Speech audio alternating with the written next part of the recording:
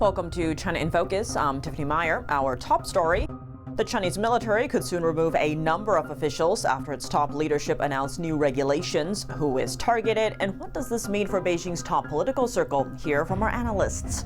The Chinese military, a rival faction, looks like it purged all the main loyalists of Xi Jinping. The new regulations clear the way for more purges just like that. President Trump signing off on a sweeping new AI action plan. Now China is making a move. It's set to attend key AI conferences this weekend. What message is Beijing sending? We break it down. Europe demanding fair trade with a $360 billion deficit. Ursula von der Leyen is pushing China for a change in trade when meeting in its top leaders. Will China listen? In nearly 3.5 years into Russia's invasion, we meet a Ukrainian woman finding strength through a spiritual practice amid a life shaped by war.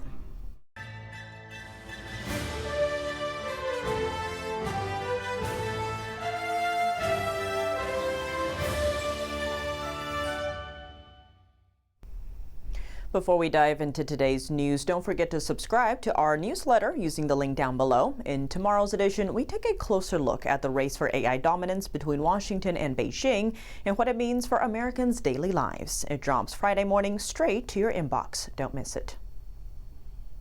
The Chinese military may be headed for major changes. The country's top military leadership recently issued new regulations targeting officials involved in political work. Many of these officials are closely tied to Chinese leader Xi Jinping's inner circle. To break down Beijing's latest move and what it means for U.S. policy on China, NTD's Flora Hua spoke with two China analysts. Here's a closer look. China's military newspaper published a new regulation on Monday, calling on political personnel to strictly obey the regime's discipline. It also announced plans to eradicate poisonous influences, a phrase the Chinese Communist Party often uses to signal large-scale internal purges. But this time, the focus is on a specific group within China's military political apparatus. This new regulation is essentially a major political purge targeting Mao Hua and, by extension, Xi Jinping's control over the military's political apparatus. Since last year, many officials seen as Xi's loyalists have been sacked or vanished from public view. Mao Hua, a senior Chinese military leader promoted by Xi, helped install many of Xi's loyalists within China's forces. He himself was purged late last year. Besides Miao, He Weidong, the Chinese military's third-in-command and Xi's choice to lead a potential Taiwan invasion, has disappeared from public view for 4 months. Both men were deeply involved in political affairs. Veteran China analyst Tang Jingyuan says this new regulation targets those promoted by the two, part of what's known as Xi's faction. The scale of the purge could be vast, potentially involving a large number of senior officers in the Chinese military. It could trigger major upheaval within the military itself and may even have a significant impact on the broader political landscape of the Chinese Communist Party. Joshua Phillip, senior investigative reporter from our sister media outlet, The Epoch Times, echoed Tang's view. The Chinese military, a rival faction, looks like it purged all the main loyalists of Xi Jinping. The new regulations clear the way for more purges just like that. President Trump has shifted U.S. military focus to the Indo-Pacific, with China as the primary concern. So how might the shakeup inside China's military impact Washington's approach? I would say the Chinese Communist Party is more dangerous to the outside world than it ever has been, ever. And the reason is this. Even with the economy suffering, that does not affect the budget of the PLA, the People's Liberation Army. Even with the power struggles taking place, even with Xi Jinping losing some power, they might be even more likely to do something drastic. The Chinese Communist Party is the problem, not necessarily the leader. More details on the purges could emerge during two upcoming gatherings in China. The CCP Politburo meeting expected next week and the Beidaihe meeting, a discrete session where veteran and current party leaders discuss key issues. The Beidaihe meeting is expected to take place next month. Flora Hua, NTD News. China is once again under scrutiny as a cybersecurity threat. On Thursday, a U.S. lawmaker pressed the Defense Department over data shared with Chinese engineers under a cloud computing contract with Microsoft. Here's more. The concern stems from a ProPublica report alleging Microsoft used engineers based in China to help maintain Pentagon systems with minimal U.S. oversight. The arrangement reportedly relied on U.S. citizens with security clearances known as digital escorts to supervise the work. But the report said many lacked the technical expertise to effectively monitor the more skilled overseas workers. Following the report, Microsoft said it had ended the practice. In response, Defense Secretary Pete Hegseth launched a 2-week review to ensure no other contractors are following similar practices. Reuters reported that Senator Tom Cotton has asked Hegseth to disclose any past or potential security breaches tied to the practice. China's growing military threat is back in focus, and a key defense plan is gaining bipartisan support in Washington. The U.S. aims to provide Australia with nuclear-powered attack submarines by the early 2030s, strengthening a key alliance in the Indo-Pacific. The American and Democratic leaders of a congressional committee on China have written to Defense Secretary Pete Hegseth. They strongly support the submarine project, which is currently under review by the Pentagon. The plan was unveiled in 2023 as part of efforts to counter China's ambitions in the Indo-Pacific. In June, the Pentagon said it's reviewing the deal to ensure it aligns with President Trump's America First agenda amid concerns about U.S. submarine capacity and other issues. Australia has paid the United States about $500 million in the second installment under the deal. That followed an initial payment of $500 million made in February. Just one day after President Trump unveiled his AI action plan on Wednesday, China is making a move of its own. A Chinese spokesperson says Premier Li Qiang will attend the opening of the 2025 World Artificial Intelligence Conference this Saturday in Shanghai. He is also set to speak at the high-level forum on global AI governance. The move marks another step in Beijing's push to compete with the U.S. for a leading role in artificial intelligence. President Trump weighed in on the race for AI dominance. China and other countries are racing to catch up to America, having to do with AI, and we're not going to let them do it. We have the great chips, we have the great everything, and we're going to be fighting them in a very friendly fashion. I heard somebody say before that we're going to try and catch China. We're not catching them, we're leading. On Wednesday, President Trump signed a series of executive orders to advance his new AI action plan. The move focuses on cutting government red tape and boosting infrastructure, especially data centers. One order requires that for every new regulation added, 10 outdated ones must be removed. The goal is to clear the path for innovation and speed up approvals for semiconductor plants and energy projects. Trump also pointed out that inconsistent state-by-state rules could slow progress, calling instead for unified federal AI regulations. Another key order allows the export of U.S.-approved AI models designed to minimize political or ideological bias to allied and partner countries.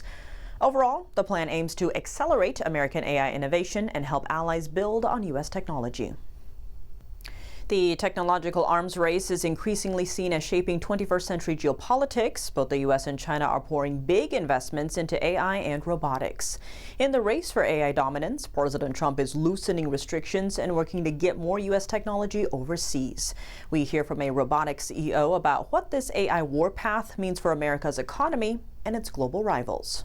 The president is on a warpath as it relates to ensuring that America wins the AI race.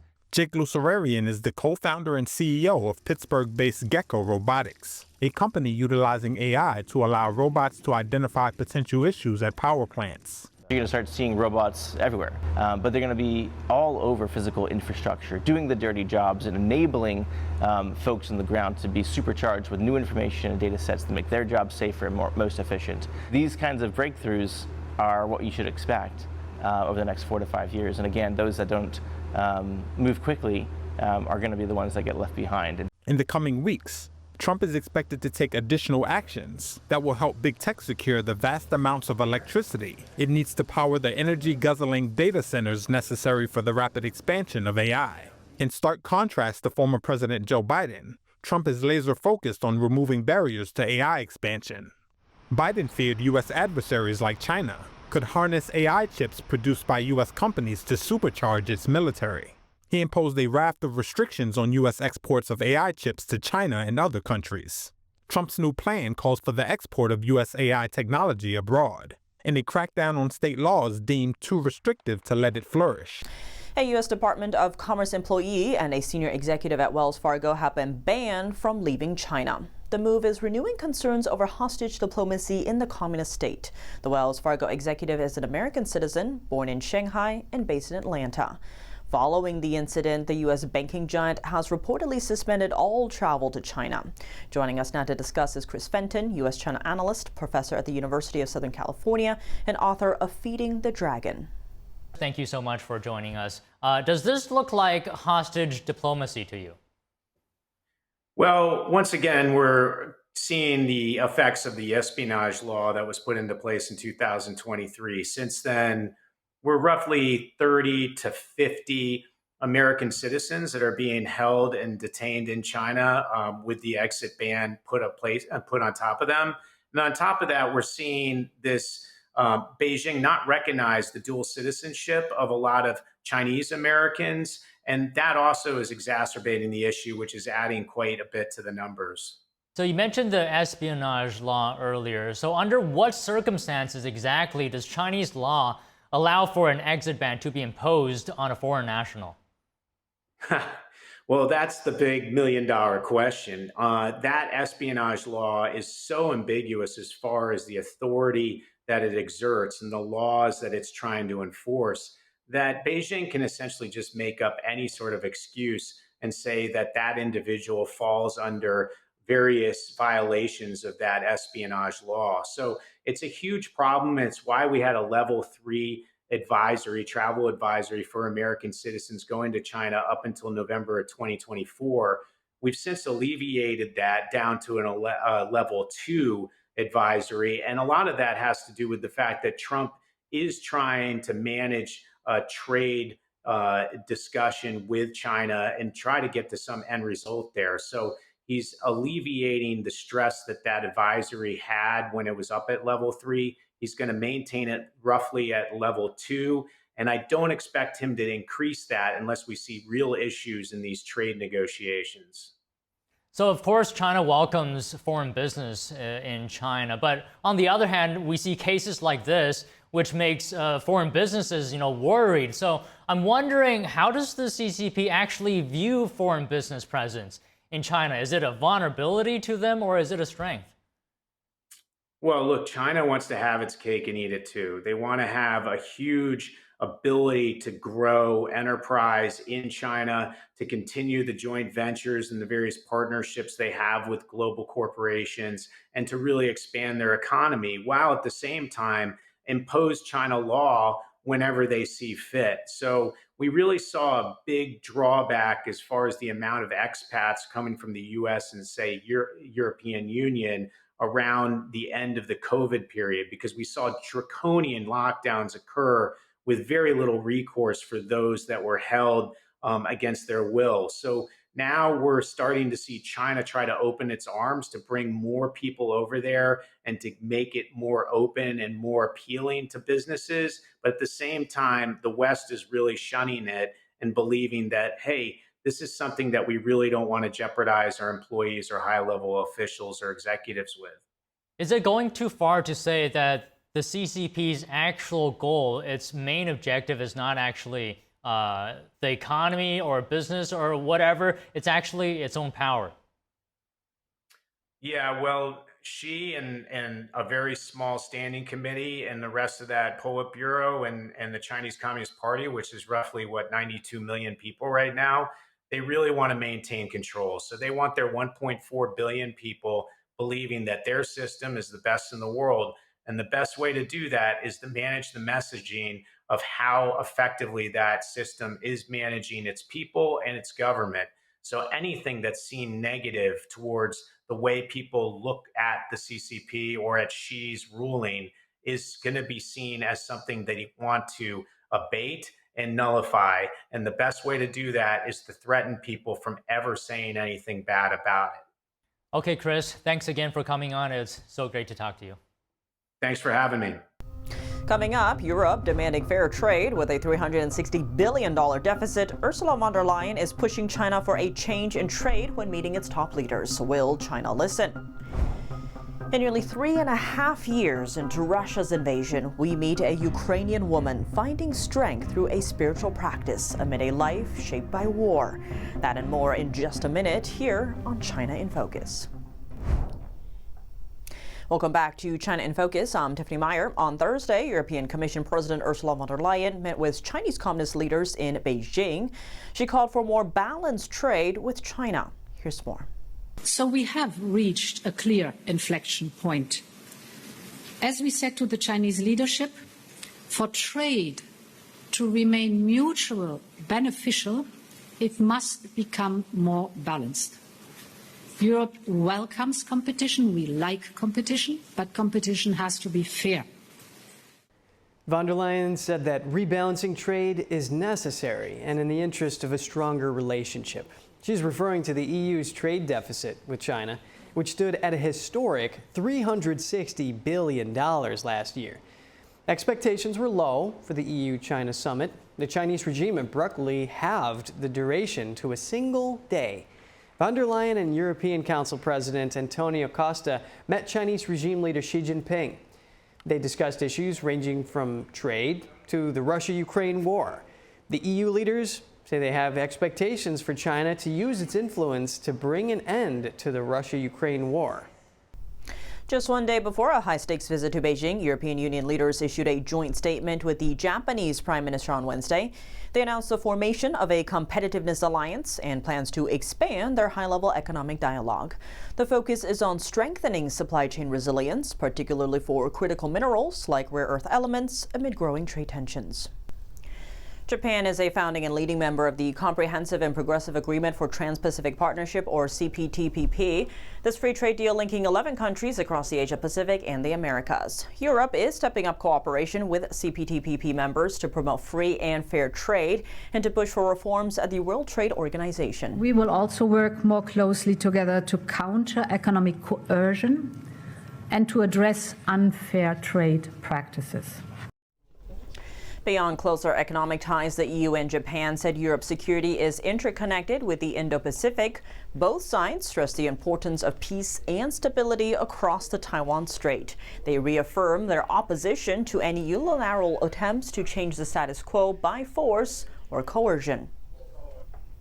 Ukraine and Russia held their third round of talks Wednesday in Istanbul, but remained far apart on a ceasefire. It's now been 3 years and 5 months since Russia launched its full-scale invasion of Ukraine. With no clear end in sight, how are ordinary Ukrainians coping with the uncertainty and daily reality of war? We bring you one woman's story of resilience and hope. Take a look. Anna Varava, thank you so much for joining us. Great to have you on the show. Great to meet you, Tiffany. Now, right now, there's still a lot of focus on Ukraine, and of course, the constant Russian attacks on Ukraine are in the headlines.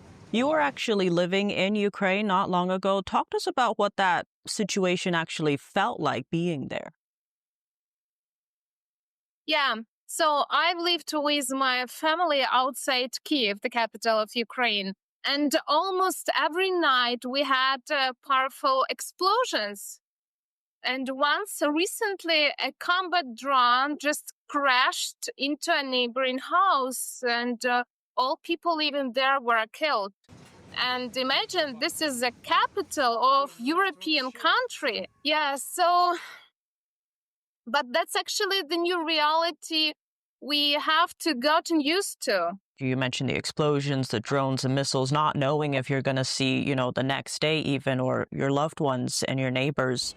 But you mentioned meditating, helping you, kind of finding that inner peace. So I would say meditation helps to live in such a terrible and tough situation, focusing on what you experience right now. And actually, I would say the life in Kyiv become much more vivid, and people live very mindful, I would say, life with full of conscious, with cherishing every moment, every day, every person, every experience you get, every taste, yeah, whatever is happening. So I would say like it's the process of meditating when you also try to overcome your pain or a lot of noisy ideas, just to relax, cherish the moment, enjoy the moment, and then you made it. And I know you practice Falun Gong, an ancient mind-body spiritual meditation practice. Talk to us about how that has helped you get through such a difficult time. Truthfulness, compassion, tolerance. So in every new situation, you can see it from the different perspective and different angle. Yeah. So what's for me is to be truthful person, is to understand what's going on and to not be, I think, deluded by all the ideas that are in political environment. You just try to find out your inner peace, who you are, what are your values, and to follow it. Compassion, yeah, of course, is for me, it's to take care of those who you are responsible for, to help the society. Yeah, like in Ukraine, people started to help each other more, and tolerance, yeah, of course, is like just to take a moment to wait a little bit, to calm down, to not react too much about what's going on, and just to stay calm. Yes, all these principles are really very helpful, and you experience them in a new way during the war. I mean, very incredible, powerful, and moving story and experience you just shared with us, Anna Varava. Thank you so much for your time. Yeah, thank you, Tiffany. The U.S. State Department condemned Russia for targeting members of religious minorities, including Falun Gong practitioners. This comes after Moscow sentenced Natalia Meninkova to a 4-year sentence in prison on Wednesday for practicing Falun Gong. Others detained for the same spiritual beliefs in Moscow were reportedly held as witnesses in her case. Falun Gong is a spiritual practice based on the principles of truthfulness, compassion, and tolerance. The group has faced severe persecution by the Chinese regime inside China since 1999, and it continues today. That's all for today's China in Focus. I'm Tiffany Meyer. If you have any feedback on the show or have something you'd like to see us cover, send us an email at chinainfocus@ntd.com. We'd love to hear from you. Round-the-clock original news coverage, visit us at ntd.com or download our NTD app. Thanks for watching. See you tomorrow.